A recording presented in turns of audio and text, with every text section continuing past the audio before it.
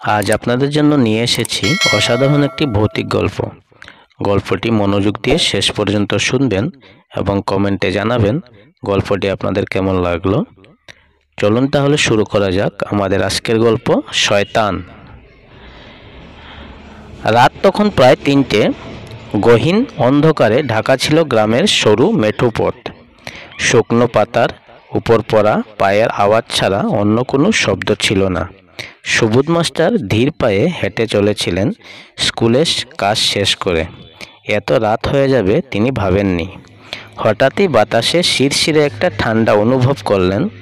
এক পলকে তাকিয়ে দেখলেন বাঁশবাগানের পাশের পুরনো শিব মন্দিরের সামনে একজন লোক দাঁড়িয়ে আছে।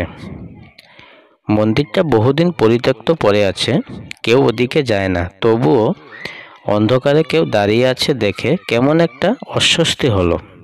কে ওখানে? সুবোধ মাস্টার প্রশ্ন করলেন। কোনো জবাব এলো না।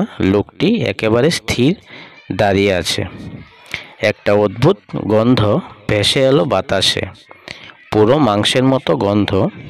মাস্টারের বুকের ভেতর কেমন করে উঠল, শরীর হিম হয়ে গেল। তিনি পা বাড়াতে চাইলেন, কিন্তু পা নড়ছিল না। মনে হচ্ছিল কোনো এক অদৃশ্য শক্তি তাকে আটকে রেখেছে। তারপর ওই লোকটি মাথা তুলল, চোখ দুটি আগুনের মতো জ্বলছে, আর ওই মুহূর্তেই হিমশীতল এক আওয়াজ ভেসে এলো। এখনো সময় আছে, ফিরে যাও, না হলে। কথাটা শেষ না করেই লোকটি হাওয়ায় মিলিয়ে গেল। পরদিন সকালে গ্রামের লোকেরা একটা ভয়ঙ্কর খবর পেল। হরিহর কাকার ছোট ছেলে বিনোদ গভীর রাতে নিখোঁজ হয়েছে। সন্ধ্যার পর থেকে তাকে খুঁজে পাওয়া যাচ্ছে না। বিনোদের মা ছুটে এলেন সুবোধ মাস্টারের কাছে। স্যার, আমার বিনোদের কোনো সন্ধান পাওয়া যাচ্ছে না। ও তো মন্দিরের ওই দিকে গিয়েছিল সন্ধ্যায়। শুনেই সুবোধ মাস্টারের শরীর শিউরে উঠল। তিনি গত রাতের ঘটনাটা কারোর সঙ্গে বলেননি, কিন্তু এখন মনে হচ্ছিল ওই আগুন চোখা লোকটির সঙ্গে ওই ঘটনার কোনো সম্পর্ক আছে। দুপুরের দিকে গ্রামের কয়েকজন যুবক আর মাস্টার মিলে খোঁজ শুরু করলো। পুরনো শিব মন্দিরের কাছে গিয়ে সবাই থমকে দাঁড়ালো। মন্দিরের দরজায় বিশাল একটা কালো ছাপ, মনে হচ্ছিল যেন কারো বিশালাকার হাত দিয়ে আঁকা হয়েছে। মন্দিরের ভেতরে প্রবেশ করতেই কেমন একটা ঘন ধোঁয়া দেখা গেল। তার আর ঠিক মাঝখানে পড়েছিল বিনোদের জুতো। বিনোদের মা কেঁদে উঠলেন, আমার ছেলে, আমার বিনোদ কোথায়? কিন্তু কেউ কোনো উত্তর দিতে পারল না, কারণ ঠিক তখনই মন্দিরের ভেতরে বাতাস ঘূর্ণির মতো ঘুরতে শুরু করলো, আর গভীর গলায় এক বিরাট আওয়াজ শোনা গেল, ও এখন আমার, কেউ ওকে ফেরাতে পারবে না। গ্রামের লোকেরা মন্দিরের ভেতর থেকে সেই ভয়ানক কণ্ঠস্বর শুনেই আতঙ্কিত হয়ে গেল। সবাই পিছু টানতে লাগলো, কিন্তু সুবোধ মাস্টার শক্ত হাতে দাঁড়িয়ে রইলেন। বিনোদের মা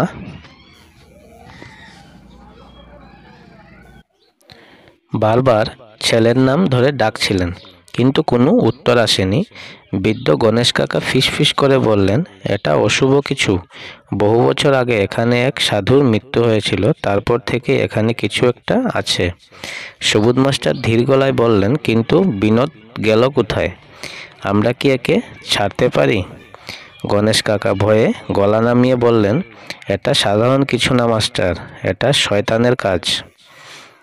এই কথায় সবাই শরীরে কাঁটা দিয়ে উঠল।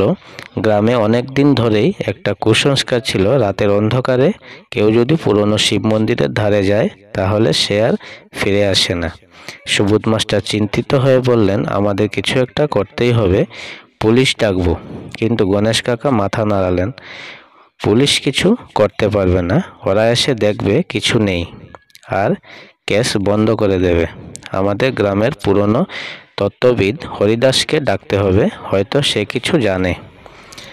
বিকল্প কিছু না দেখে সবাই রাজি হয়ে গেল। বিকেলের দিকে গ্রামের প্রান্তে এক পুরো বাড়ির সামনে গিয়ে সবাই দাঁড়ালো। বাড়িটা বহু পুরনো, দরজার কাঠগুলো পচে গেছে। এই বাড়িতে একমাত্র বাস করেন তান্ত্রিক হরিদাস। হরিদাস লম্বা শুকনো শরীর, এক বৃদ্ধ, চোখ দুটো কুটোরের ভেতর বসে গেছে, তবু তাতে একটা গভীর তীক্ষ্ণতা আছে। সবাইকে দেখে তিনি গম্ভীর গলায় বললেন, আমি জানি তোমরা কেন এসেছো। সবাই হতবাক হয়ে গেল। সুবোধ মাস্টার কৌতূহল নিয়ে বললেন, আপনি জানলেন কি করে? হরিদাস নিঃশ্বাস ছেড়ে বললেন, গত রাত থেকেই অদ্ভুত কিছু টের পাচ্ছিলাম। অনেক বছর পর সেই শক্তি আবার জেগে উঠেছে। তোমরা ভয় পেও না, কিন্তু বুঝে সুঝে পা ফেলতে হবে। বিনোদকে ফিরিয়ে আনতে গেলে ঝুঁকি আছে। বিনোদের মা কাঁদতে কাঁদতে বললেন, আপনি যা বলবেন আমরা তাই করব, আমার ছেলেকে বাঁচান। হরিদাস চোখ বন্ধ করে কিছুক্ষণ ভাবলেন, তারপর বললেন, রাত নামার আগেই কাজ শুরু করতে হবে। কালো আগুনের নিচে লুকিয়ে আছে শয়তান, আর বিনোদ এখন ওর হাতে বন্দী। সবাই বিস্মিত হয়ে গেল। কালো আগুন, একথা মানে কি? সুবোধ মাস্টার জিজ্ঞাসা করলেন, আমরা কিভাবে ওকে ফিরিয়ে আনব? হরিদাস ধীরে ধীরে বললেন, এর জন্য দরকার এক বিশেষ যজ্ঞ, এবং একজনকে মন্দিরের ভেতর যেতে হবে। কিন্তু সাবধান, সেখানে প্রবেশ করা মানেই মৃত্যুর মুখোমুখি হওয়া। সবার গলা শুকিয়ে এলো। কে যাবে? কে সেই ভয়ানক জায়গায় পা রাখবে? সুবোধ মাস্টার সাহস করে বললেন, আমি যাব। সবাই চমকে উঠল। বিনোদের মা আঁচল দিয়ে চোখ মুছলেন। স্যার, আপনাকে যদি কিছু হয়ে যায় আপনার?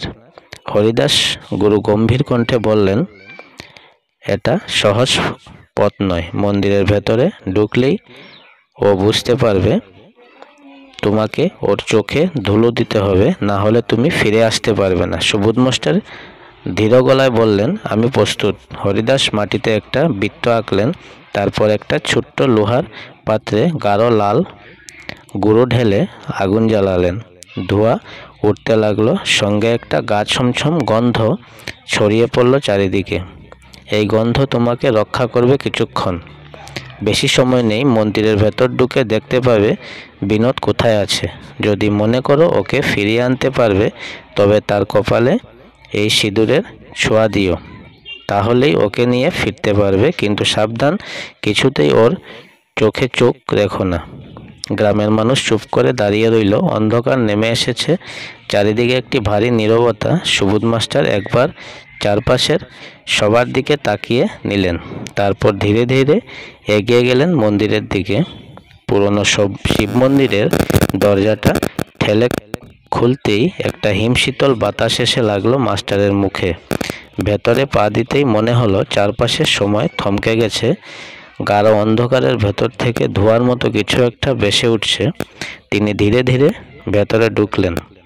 বাতাসে সেই পোড়া মাংসের গন্ধ ছড়িয়ে পড়েছিল। মনে হচ্ছিল কেউ তাকে খুব কাছ থেকে দেখছে, কিন্তু চারপাশ কাউকে দেখা যাচ্ছে না। হঠাৎই শূন্য একটা কণ্ঠস্বর ভেসে এলো, এত সাহস! তুমি কি জানো কোথায় এসেছো? সুবোধ মাস্টার গা ঠান্ডা হয়ে গেল। সেই ভয়ানক আগুন চোখো লোকটা কোথাও কাছেই আছে। তিনি নিঃশব্দে চলতে লাগলেন। মন্দিরের এক কোণে বিনোদকে পড়ে থাকতে দেখলেন। ছেলেটা কুঁকড়ে গেছে, নিঃশ্বাস পড়ছে খুব ধীরে ধীরে। মাস্টার দ্রুত এগিয়ে গিয়ে কাঁধে হাত রাখলেন। বিনোদ, শোনো, উঠে দাঁড়াও। বিনোদ ধীরে ধীরে চোখ খুলল, কিন্তু চার চোখ দেখে মাস্টারের বুক কেঁপে উঠল। চোখ দুটো পুরো কালো। তুমি দেরি করে ফেলেছো মাস্টার। এতক্ষণে বুঝতে পারলেন বিনোদ পুরোপুরি বিনোদেই নেই। কিছু একটা ওকে গ্রাস করেছে। বিনোদের চোখ দুটো একদম কালো, যেন কোনো অতল গহ্বরের মধ্যে ডুবে গেছে। সুবোধ মাস্টারের শির দ্বারা বয়ে গেছে ঠান্ডা স্রোত। বিনোদ, তুমি কি আমাকে চিনতে পারছো? মাস্টার ধীরে ধীরে বললেন। ছেলেটা হাসলো, কিন্তু সেই হাসি ছিল অস্বাভাবিক। ঠোঁটের কোণা অস্বাভাবিকভাবে প্রসারিত হয়ে গেছে। তার দাঁতগুলো কেমন যেন ধারালো দেখাচ্ছে। আমি বিনোদ নই মাস্টার। মুহূর্তের মধ্যে চারপাশের বাতাস ঘূর্ণির মতো ঘুরতে শুরু করলো। পাথরের মেঝেতে ফাটল দেখা দিল, আর সেখানে কালো ধোঁয়ার মতো কিছু একটা বেরিয়ে এলো। সুবোধ মাস্টার দ্রুত কপালের সিঁদুর বের করে বিনোদের দিকে এগোলেন, কিন্তু ঠিক তখনই অদৃশ্য একটা শক্তি তাকে ধাক্কা দিয়ে পেছনে ফেলে দিল। একটা গম্ভীর গম্ভীর কণ্ঠস্বর প্রতিধ্বনিত হলো, তুমি কি মনে করো এভাবে ওকে নিয়ে যেতে পারবে? মাস্টার অনুভব করলেন মন্দিরের ছাদে এক ভয়ঙ্কর ছায়ামূর্তি দেখা যাচ্ছে। তার দুই চোখ লাল হয়ে জ্বলছে, বিশাল নৌকাওয়ালা হাত দুটো ছড়িয়ে আছে, যেন পুরো স্থানটাকে নিয়ন্ত্রণ করছে। শয়তান! এটা বুঝতে পেরে সুবোধ মাস্টার দ্রুত উঠে দাঁড়ালেন। তিনি জানতেন বিনোদকে এভাবে ফেলে যাওয়া যাবে না। তিনি বুক ঠুকে বললেন, আমি বিনোদকে নিয়ে যাব, তোমার অভিশাপ শেষ হয়ে যাবে আজ। শয়তানের ছায়ামূর্তি বিকট হাসি হাসল, তাহলে চেষ্টা করো। ঠিক তখনই বিনোদের শরীর ধীরে ধীরে মাটির ভিতরে ঢুকে যেতে লাগলো, যেন কোনো কালো হাত ওকে নিচে টেনে নিচ্ছে। বিনোদের শরীর ধীরে ধীরে কালো ধোঁয়ার ভেতরে তলিয়ে যাচ্ছে। ছেলেটা চোখ বড় বড় করে সুবোধ মাস্টারের দিকে তাকিয়ে বলল, স্যার আমাকে বাঁচান। কিন্তু সেই কণ্ঠ পুরোপুরি বিনোদের মতো শোনাচ্ছিল না, যেন আরও কোনো কথা বলছে ওর শরীরের ভেতর থেকে। সুবোধ মাস্টার বুঝতে পারলেন যদি এখনই কিছু করা না হয় তবে বিনয়কে আর ফেরানো যাবে না। তিনি কাপা হাতে হরিদাসের দেওয়া সিঁদুর বের করলেন, কিন্তু সমস্যা হলো কিভাবে বিনোদের কপালে সেটা ছোঁয়া দেবেন, কারণ ওর শরীর তলিয়ে যাচ্ছে। তারপর হঠাৎ পেছন থেকে সেই বিকট গর্জন শোনা গেল, আমাকে হারানো এত সহজ নয় মানুষ। শয়তানের ছায়ামূর্তিটি আরও বিশাল হয়ে উঠল, পুরো মন্দির কাঁপতে লাগলো। বাতাসের মধ্যে ভারী চাপ যেন অনুভব করলেন মাস্টার। মনে হচ্ছিল তার দেহটাই যেন এক অদৃশ্য শক্তি চেপে ধরে রয়েছে। কিন্তু সুবোধ মাস্টার জানতেন এখন ভয় পাওয়ার সময় নয়। তিনি এক ঝাপটায় নিজের ভারসাম্য ঠিক করে বিনোদের কপালের দিকে হাত বাড়ালেন, কিন্তু ঠিক তখনই একটা কালো হাত ফণা তুলে সাপের মতো ছুটে এলো তার দিকে। তিনি ঝুঁকে পড়ে সেটা এগিয়ে গেলেন। তারপর সমস্ত শক্তি একত্রিত করে বিনোদের কপালে সিঁদুর ঠেকিয়ে দিলেন। এক মুহূর্তের জন্য চারপাশ নিস্তব্ধ হয়ে গেল। তারপর এক বিরাট আর্তনাদ, পুরো মন্দির কেঁপে উঠল। বিনোদের শরীরটা ধীরে ধীরে কাঁপতে লাগলো, ওর কালো চোখ দুটো ধোঁয়ার মতো মিলিয়ে যেতে শুরু করলো এবং ধীরে ধীরে আগের মতো স্বাভাবিক হয়ে গেল। মাটিতে পড়ে গেল বিনোদ নিসার হয়ে। সুবোধ মাস্টার দ্রুত ওকে কুলে তুলে নিলেন, কিন্তু ঠিক তখনই শয়তান চিৎকার করে উঠল, না, এটা সম্ভব নয়। আমি 1000 বছর ধরে এখানে ছিলাম, আমাকে কেউ পরাজিত করতে পারবে না।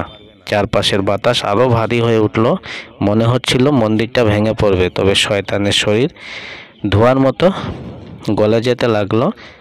সেই আগুন চোখো ছায়ামূর্তিটি ধীরে ধীরে সংকুচিত হতে লাগলো। তারপর এক প্রচণ্ড বিস্ফোরণের মতো শব্দ হয়ে পুরোপুরি অদৃশ্য হয়ে গেল। মন্দির নিস্তব্ধ হয়ে গেল। সুবোধ মাস্টার বুঝতে পারলেন সব শেষ হয়েছে। সকালে গ্রামের সবাই তাকে দেখলো সুবোধ মাস্টার বিনোদকে কুলে করে ফিরছেন। ছেলেটা জ্ঞান হারিয়েছিল, কিন্তু এখন ধীরে ধীরে সুস্থ হয়ে উঠছে। হরিদাস সব শুনে বললেন, তুমি যা করলে তা সহজ ছিল না মাস্টার। শয়তান চিরতরে ধ্বংস হয়েছে, এই গ্রাম অভিশাপ মুক্ত হলো। গ্রামের লোকেরা আনন্দে চিৎকার করে উঠল, কিন্তু সুবোধ মাস্টার একবার মন্দিরের দিকে তাকালেন। মন্দিরটা একেবারে নীরব, অথচ মনে হচ্ছিল দেয়ালগুলোর মধ্যে কোনো কিছু একটা লুকিয়ে আছে, হয়তো সময়ের অপেক্ষায়। গল্পটি এখানেই সমাপ্ত হচ্ছে। গল্পটি আপনাদের কেমন লাগলো কমেন্টে জানাতে ভুলবেন না। আর এ ধরনের গল্প প্রতিনিয়ত পেতে আমাদের চ্যানেলটি সাবস্ক্রাইব করে রাখতে পারেন। তাহলে আজকের জন্য বিদায় নিচ্ছি। সবাই ভালো থাকবেন, ধন্যবাদ।